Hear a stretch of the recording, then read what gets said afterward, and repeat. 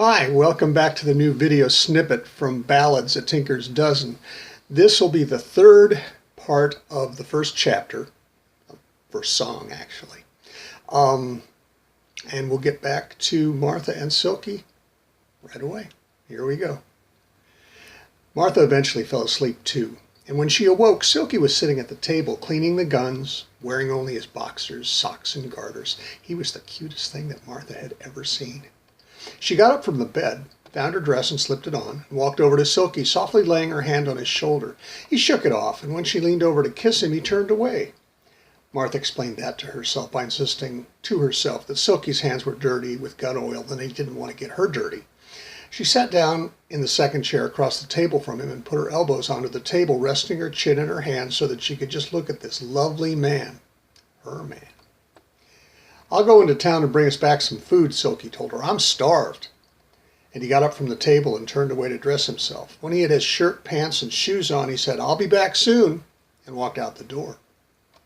While he was gone, Martha cleaned the cabin and found some flowers outside that she put into a cup to pretty the place up.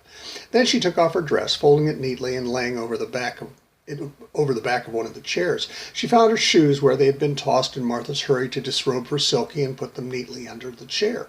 She found her white linen cambric knickers and camisole, put them back on, and lay on top of the quilt, arranging herself seductively, she hoped, for when Silkie would return. Maybe when he got used to her, it would last longer, she thought. Maybe he had been as excited as she had been. Maybe. And then she fell asleep again. Martha felt someone shaking her, and she woke up. Silkie stared down at her and said, "I got eggs, bacon, bread, coffee, butter, and marmalade, and I started a fire in the wood stove. Can you cook?" "I'm starved." "Honey," Martha said, sitting up and putting her hair in place, "I'm a farm girl. I can cook better than I can shoot."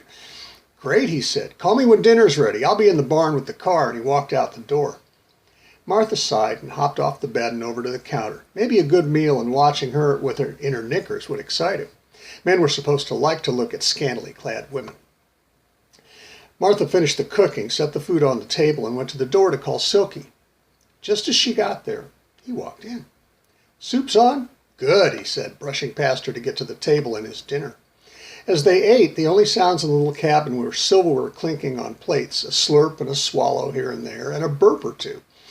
When the food was gone, Silkie said, "Tomorrow we can try the bank in Brooksville, southwest of here. You did well today, but you didn't get to shoot your guns. We should get some practice in."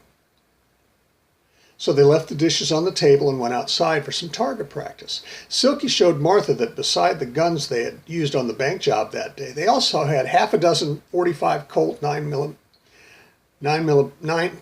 pistols, a sawed-off Winchester 10-gauge lever-action shotgun, and 2 more BARs. They shot until Silkie was assured that Martha knew her way around all of the guns. They shot until the sun went down, and then they went back inside.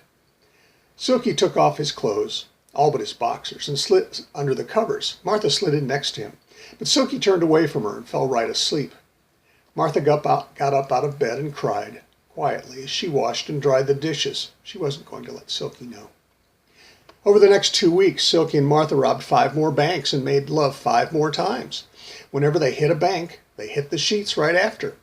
Silkie was a cold, efficient bank robber, and he was just as cold and efficient in bed. One day they found themselves in the Farmers National Bank of Blue Springs, just north over the border in Nebraska. As they made their getaway near the Kickapoo Reservation back in Kansas, Silkie turned to Martha and said, "I'm afraid for you, Martha." "What do you mean?" she asked. "When we were in the bank today, I saw a wanted poster on the manager's desk. It mentioned my name and an unidentified woman. You're that woman, Martha. The feds are after me, but now they're after you too." Martha was shocked.